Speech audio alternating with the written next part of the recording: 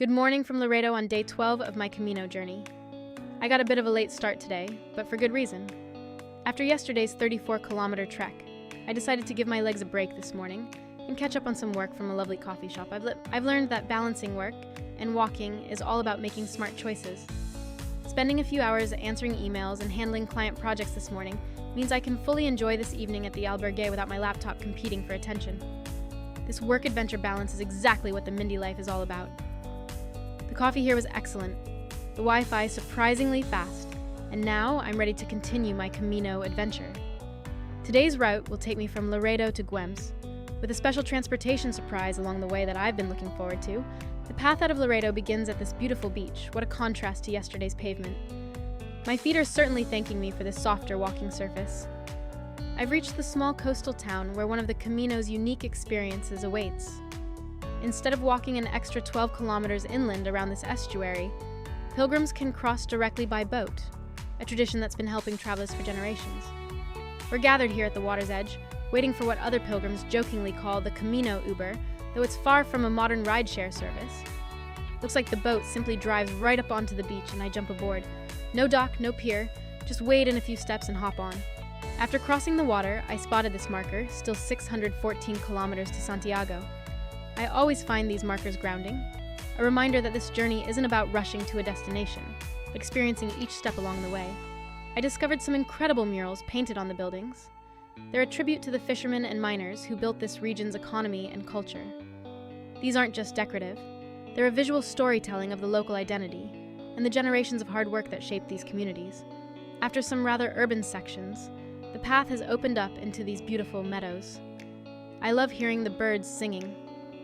After yesterday's long walk and this morning's work session, these peaceful stretches are exactly what my body and mind needed.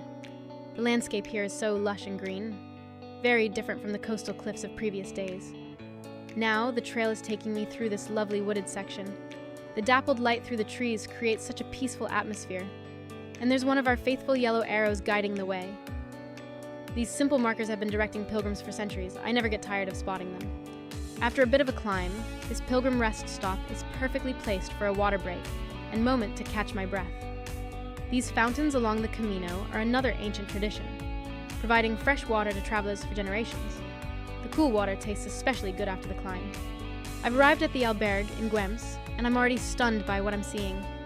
The beautiful terracotta tiles of these stairs, the artwork covering the walls, the lush courtyard filled with birdsong.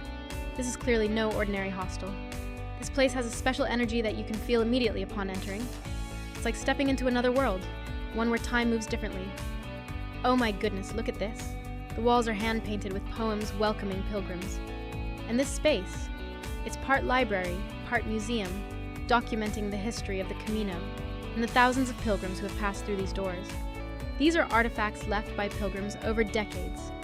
Old hiking boots, walking sticks, photographs, personal tokens of gratitude.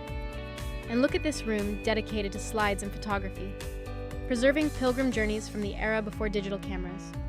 I'm learning that this albergue, La Cabaña del Abuelo Peuto, is one of the oldest and most notable pilgrim hostels in Spain, if not all of Europe.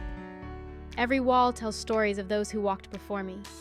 It's truly a living museum of the Camino experience. These images of pilgrims date back to 1910 when this hostel was first built. Can you imagine how many travelers have slept under this roof, shared meals at the communal tables, and continued their journeys refreshed by the hospitality found here? I find myself completely humbled by the history and tradition I'm now a small part of. The Camino has existed for over 1,000 years, and places like this preserve its true spirit, one of community, simplicity, and the shared human experience of the journey. Today perfectly captures what makes the Camino del Norte special, from beach walks and boat crossings to this extraordinary albergue that connects past and present pilgrims. I'll be sleeping tonight surrounded by the memories and mementos of countless travelers who came before me, all of us linked by this ancient path. For the Mindie life, this is day 12 on the Camino, where work, adventure, and now history come together in unexpected ways.